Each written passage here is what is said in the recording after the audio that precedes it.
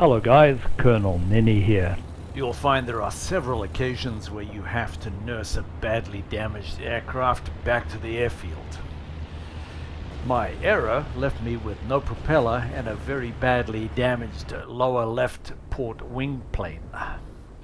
Any assertive control movements on my part would have that wing crumple and we'd fall to the ground.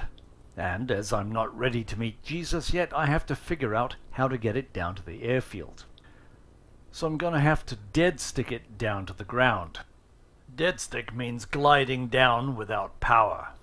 You'll recall from one of my Flying Circus how to fly lessons how to set up a glide approach angle, which takes us to an aiming point which can be transcribed in a horizontal arc around the aircraft.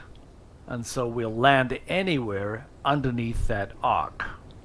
As we look at this airfield, if we turned in towards it now, we would be far too high, because the arc would be over the top into those yellow fields. We can't do any side slipping, or we might put undue stress on the wing and lose it. It doesn't leave us with many options. All we can do is maintain the pitch to keep the airspeed constant and wait until that aiming point crosses the runway. It's preferable to approach at a little faster speed than normal. The theory being that it's better to hit the middle of the runway and then run off into a tree at the end at low speed than it is to not quite get to the field and stall out because you're low speed and trying to get there. So, how's it looking? I'd say it looks just about right. So we're going to turn in. Remember, very gentle control movements. Moving that aiming point in an arc around, it looks just about perfect.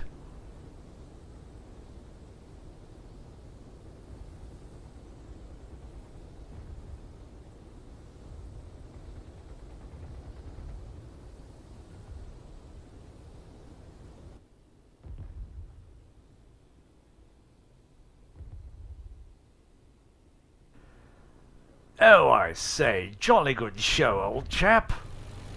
As I recall back in '81, there we were, 6 against 600. Boy, did we beat the shit out of those 6. It's all about assessing your options. Here we have a damaged aircraft, but it has an engine. That gives us another option. And thanks for your support. If you've enjoyed this video and get some value out of it, please leave a comment and subscribe and like and all those usual things. But if you want to see more of these videos, specifically with the IL-2 Battle of Stalingrad, I've got about 150 training videos for you to look at. So thanks for watching, guys. We'll see you next time.